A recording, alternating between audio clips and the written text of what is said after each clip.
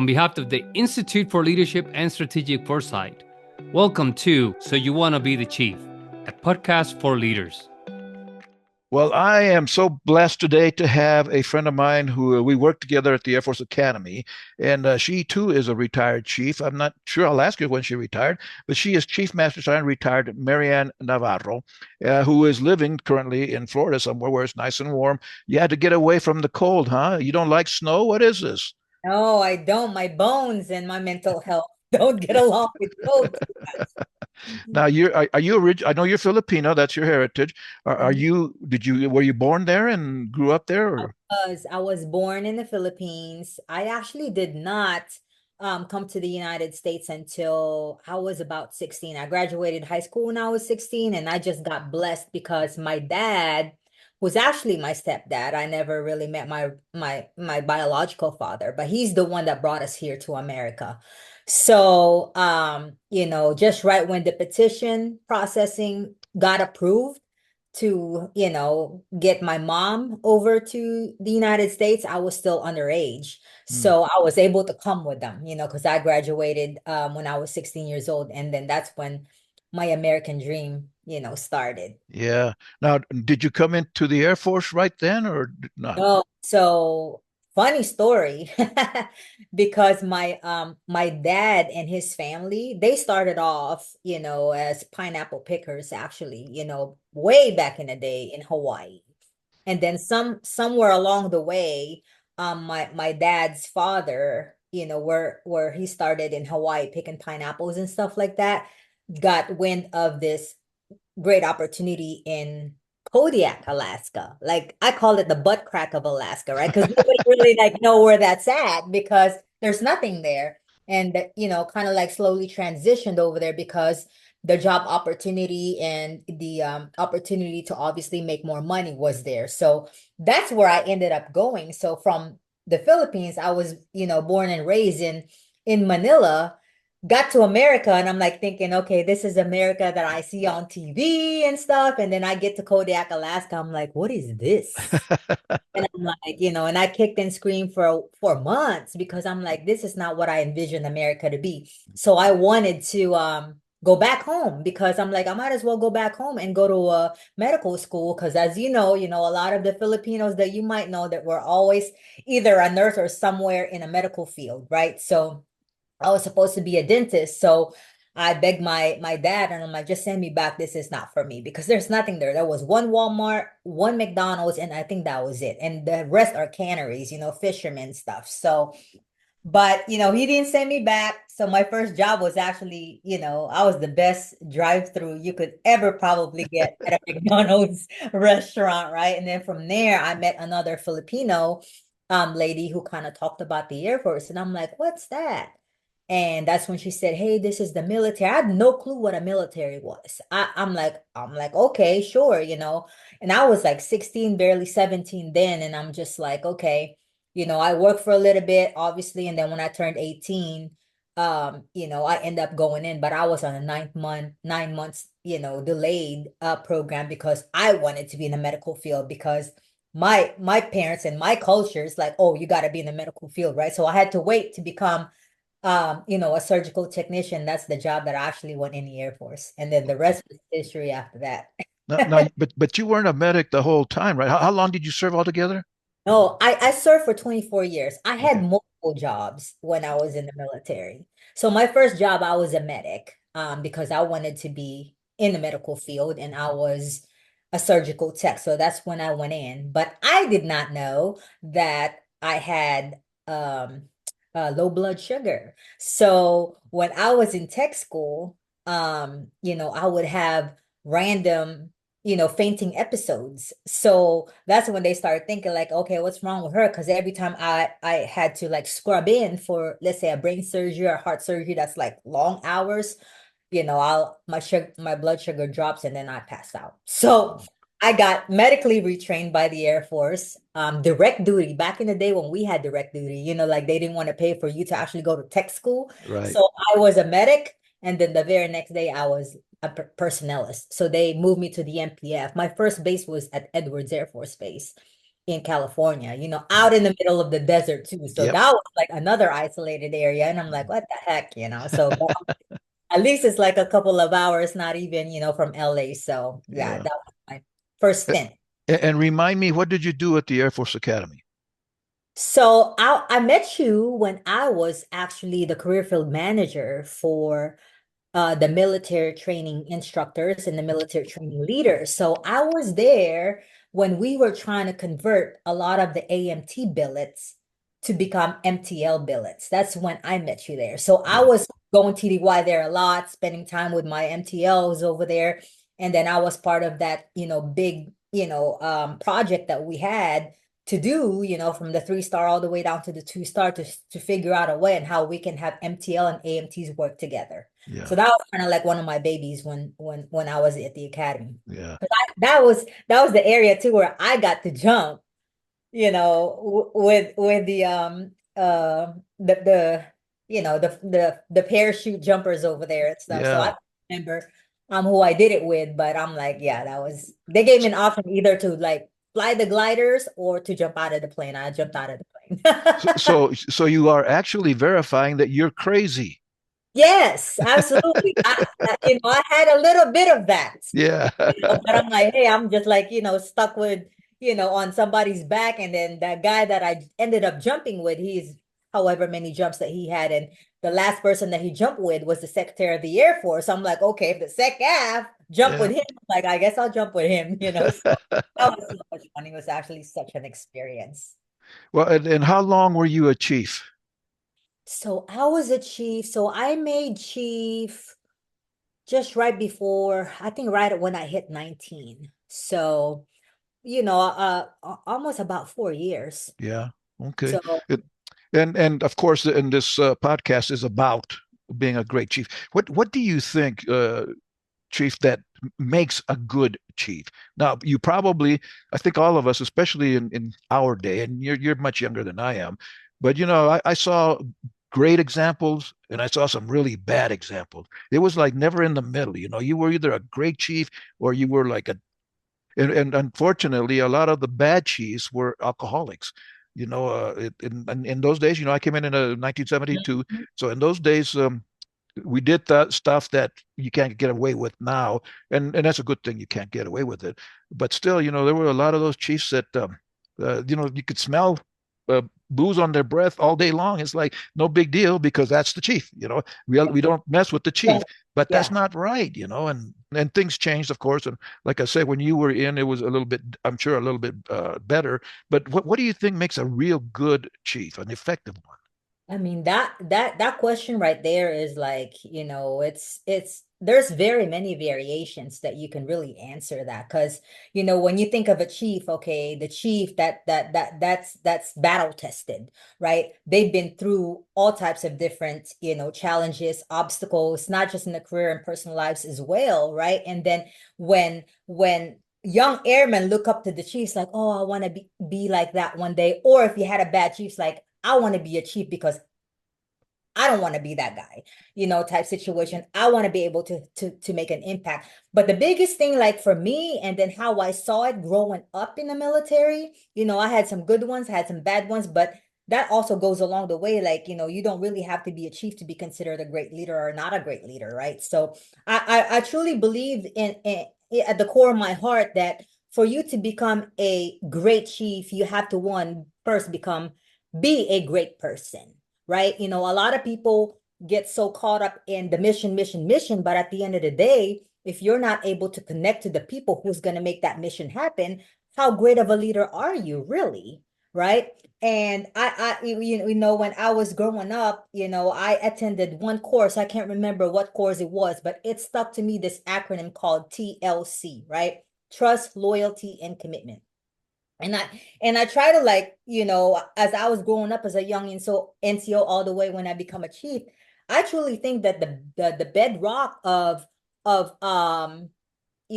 being a great leader, being a great follower, being a great team leader, and putting people together for a common ground and to accomplish a common goal is being able to really plant that seed of trust. depending how you plant that seed of trust, of course, when you plant that seed of trust, you can't just plant it and leave it there on its own and expect it to blossom, right? That's when, you plant a seed. Yeah, greatness happen, even when you're in the dark, right? It's up to that person who's taking care of that seed, that mustard seed of trust, to be able to, like, hey, build that team that's going to have that loyalty and commitment in the future, right? So I truly believe that a leader has to have that human factor element, being able to connect the dots in that capacity, not just so much you know mission all the time, right? I'm so big on EQ. I'm all about EQ over IQ, because IQ, you can get that all day, every day. We've got so many leaders that are so high in IQ. They can spit whatever processes, systems that are out there, how you can be a great leader or whatnot, but they're missing that EQ part. And that's how you really touch people to the core, because are you really genuine, or are you really just doing this because you're trying to, like, get that stratification? You're trying to, like, be in the forefront so people and the leaders would recognize you at the base? Or are you really doing this because you do care about how I can be of added value to the team, essentially to the mission, and so we can get this thing done? So, but I actually have, like, an acronym.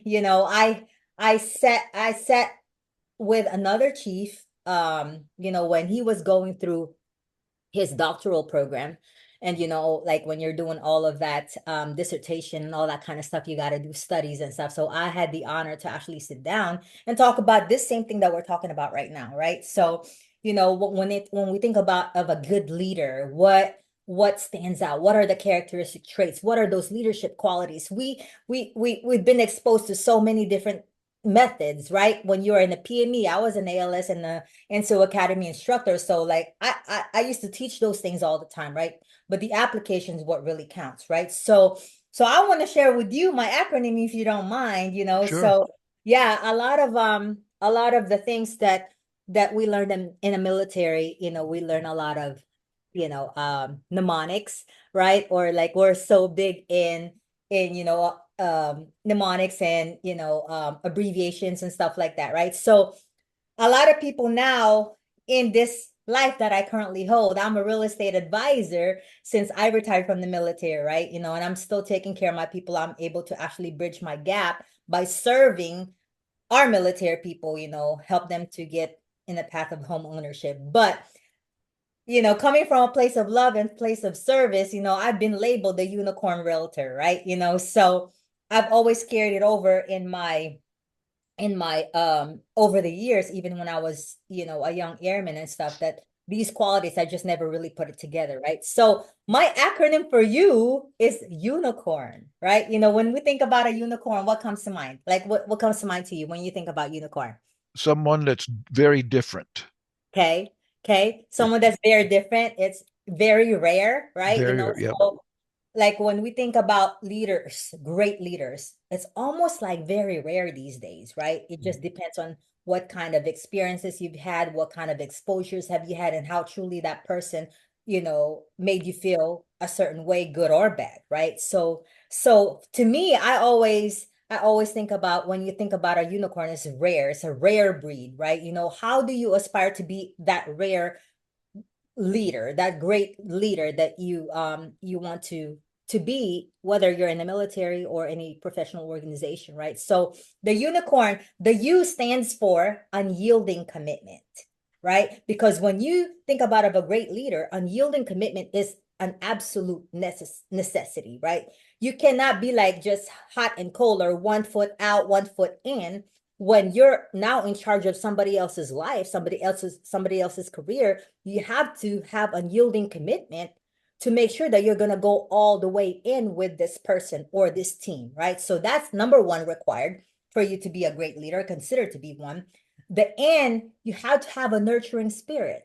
We talked about this already, right? I'm talking about EQ versus IQ. You have to have that nurturing spirit. It's almost like we have been chosen, we have been put in this position, we have been placed in this position at this certain base. Not all bases are great, right? But we always say you gotta bloom where you're planted, right? For you to have that nurturing spirit as a leader, when you have airmen that's really like reliant on you to carry them over, you have to have that nurturing spirit with you, because if you cannot even connect that way, you're not going to get that trust, loyalty, commitment, right? So, and then the I, it's inspiring presence. Energy can really, really set the room off, or can really like, you know, get the audience to just kind of tune you out, right? So you got to have that inspiring presence. It's almost like when you go to a meeting, are you going to be that person that's going to,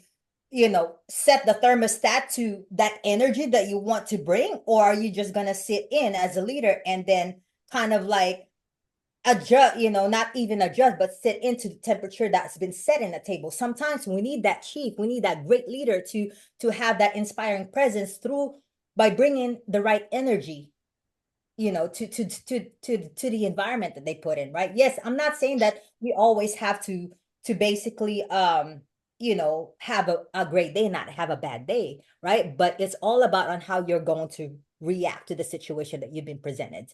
And then the C kind of ties in to the N, the nurturing spirit that I talk about. The C, you have to have charismatic soul. What does that mean? What do you think of that when I say charismatic soul?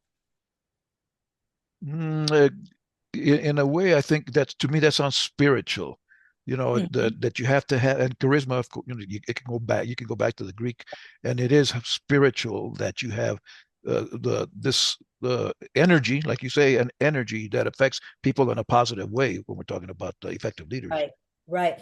Having a charismatic soul is almost like you gotta really try very hard to acquire that, because us humans, we're negatively wired, period, right? So it's very, very easy to just connect to the negative energy, connect to the negative circumstances, and then be a Debbie Downer for some for the situation, or a lot of people that you come across with, right? But having a charismatic soul in that sense is being able to have empathy, more so sympathy, right? Those two go hand in hand. But if you have a charismatic soul, you're able to kind of like, okay, let me step out of the shoes I'm feeling right now. Let me listen to what you got going on, and let me empathize whether you have been in that situation or not. And if you have not, then that's when the sympathy comes into play, right? But having a charismatic soul will build that loyalty with that person that you built the trust with initially, right? And then the commitment is just going to come later on, right? So, or it can come right away and it's just going to continue to blossom that way. And then, of course, oh, you know, obedient to God. So, obedience in that term that, hey, you know what?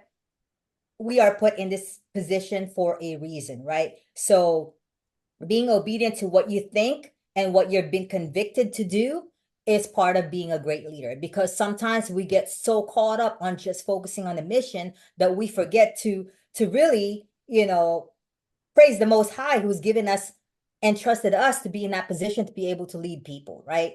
And then, of course, resilience is the R. Resilience, I mean, being in the military, you kind of like have to have that. You know, sometimes, you know, when we go in, we don't really know what a resilience is all about until the challenges come, until you've been put in that position, until you get tasked for your first deployment, that you have to leave your family, you know, your wife that's pregnant, or whatever the case may be, right? We kind of build that resilient skill as we go along in our career, and hopefully get more, you know, get better at it depending on what we've been exposed to, right? But bouncing back from whether that's a tragedy or a really tough challenge and whatnot is what builds us as a great leader. And being able to tell your story, right? Because sometimes you got to allow that vulnerability and that transparency to kind of come across, because for them to really earn, for you to be able to actually earn your trust with them, sometimes you can't be just this leader that never really you know, experienced any type of, you know, tragedy, or, you know, bad circumstances or whatnot. Sometimes when you tell those stories, that helps them build that trust, loyalty, and commitment that we're talking about, right? And of course, the last one, which is the end, you have to be noble hearted. to be a great leader. Yeah. You know, I really think that's super, super important because it kind of like encapsulate the whole character traits that I'm talking about right now. So, you know, that's kind of like, you know, what comes to mind to me, you know, if we have any NCOs, young senior NCOs, or what have you, even civilians or anybody who's listening to these podcasts that have been blessed and been trusted into a position where you get to lead other people and you want to be that great leader, I would hope that this unicorn acronym that I just shared with you would kind of like, you know, hit you the right way and hopefully find a way on how you can start to really apply that in your day-to-day lives, because you can also be a great leader at home, a Yep. great dad, a great spouse, a great whatever, right? You Yeah. know, it just kind of like, you know, 360 as a whole for you to be able to be that great human that we're talking about, because that's what it's all about. To be a great human, you can be a great leader. I love it, and this sounds like a book. And I've got the title right here, the Unicorn Leader, which I will help you write and publish. My one of my books is about to publish tomorrow, so I'm kind of excited about that. But you know, I've written I don't know a A couple lot. like 20 books already, but so that's my challenge for 2025 for you, Okay. Chief, that you write this book, and like I said, I will help you and guide you and get it published for you. Awesome. So, and as you mentioned these things, as you describe them, and you're absolutely right. This is not just about a chief needs to do these things or a quote a leader needs to do these things. Parents, you know, Yes. we're missing out, I think, in our culture. We're not parenting like we should or like we used Gosh. to, and I think maybe that would be great. You know, if in as you write this book, that it gives you. It doesn't matter where you're leading. We need it in the family, and that's really where it starts. You know, if you can't do it in Yeah. the family, you can't do it anywhere else. Like you said, if you're not a good person, you're not going to be a good leader, chief, whatever, because Mhm. you don't have the foundation. So I love this idea. So uh, and I don't want to run out of time. Was it different being were you treated different because you're a female chief I than did. a male chief? So I did have some of those struggles. Did you? Yes, actually, yeah, quite a few. But more so, it was more apparent when you've earned that position to be a supervisor. I know I felt it, you know, when I pinned on the rank of senior master sergeant and, you know, even as a chief, especially when I pinned on senior master sergeant, I was assigned to a joint command.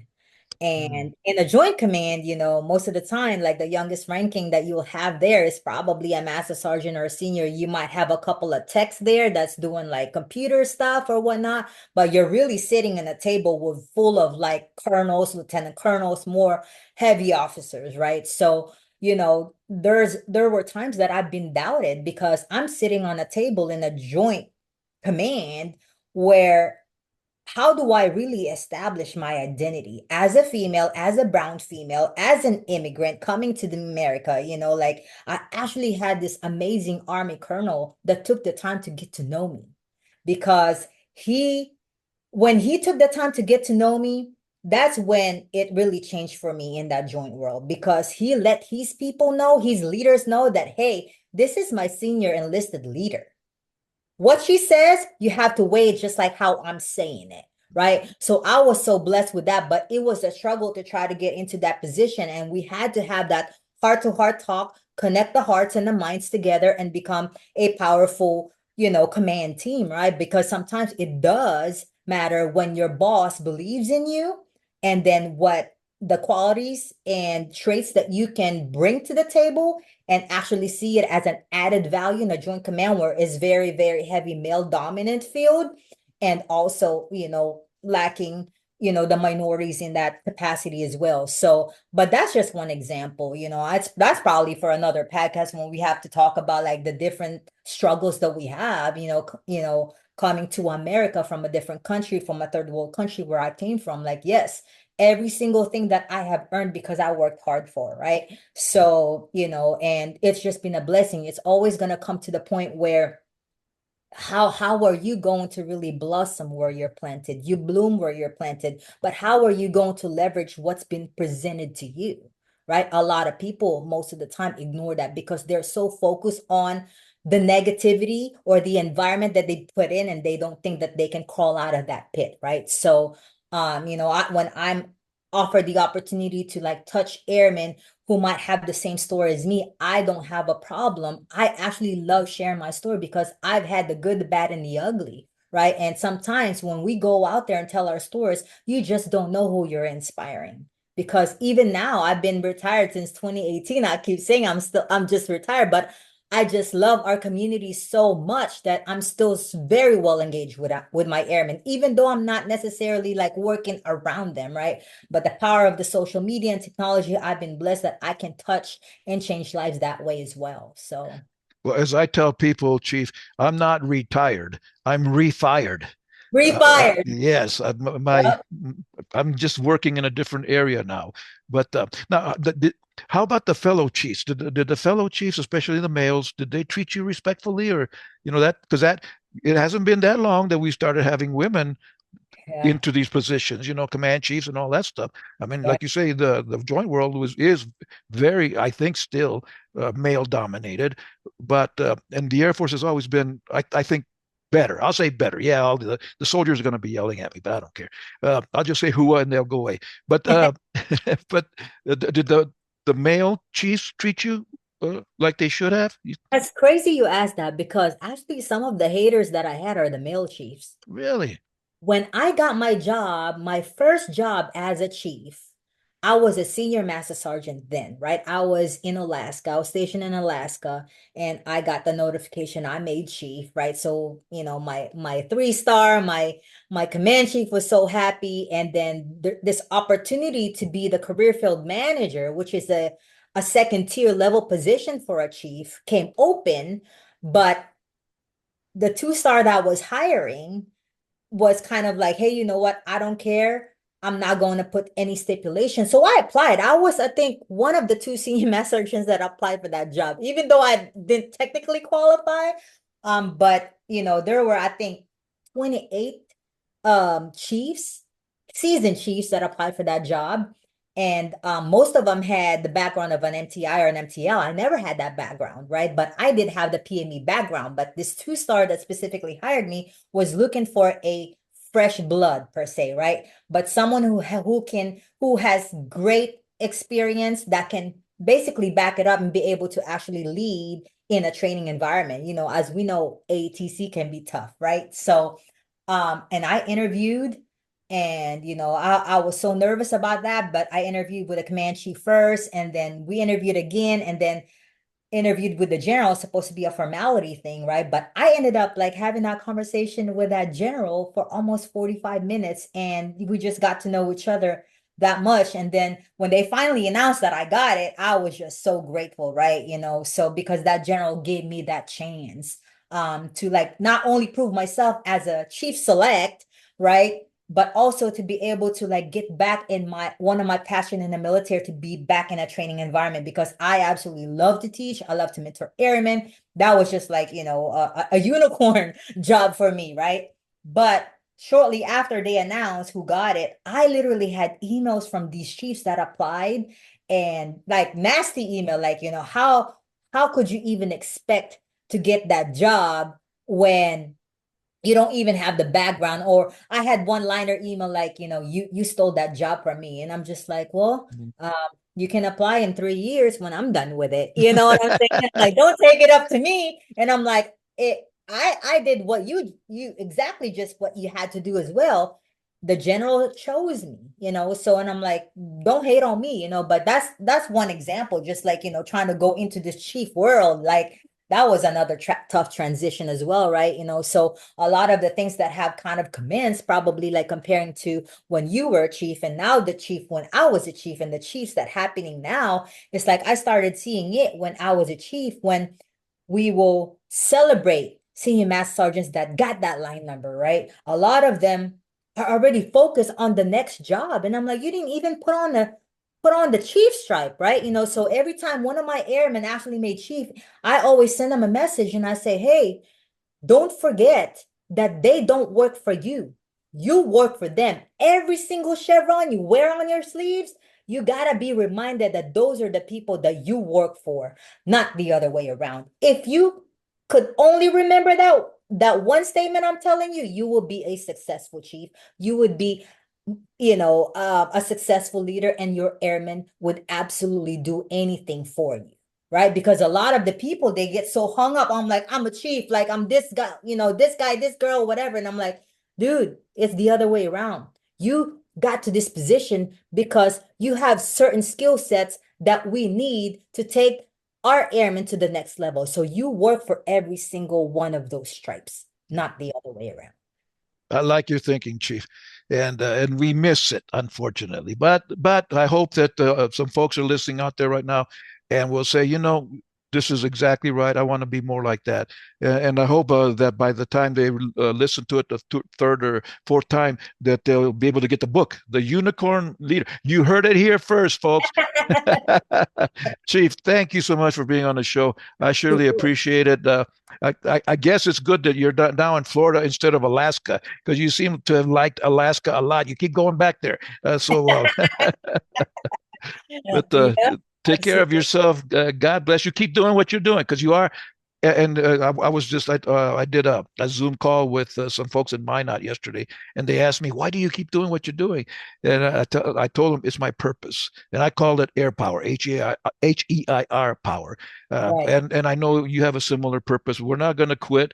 We're going to keep fighting for our folks, and you're doing it in the realty business. I see that you're on Facebook helping out those youngsters, especially the ones that need the help. That I don't know what I'm doing. I don't have the money, but come here, let me find you out. And I always tell the realtors, if you're looking for a house, that's one thing. But you know what? A good realtor will find you a home.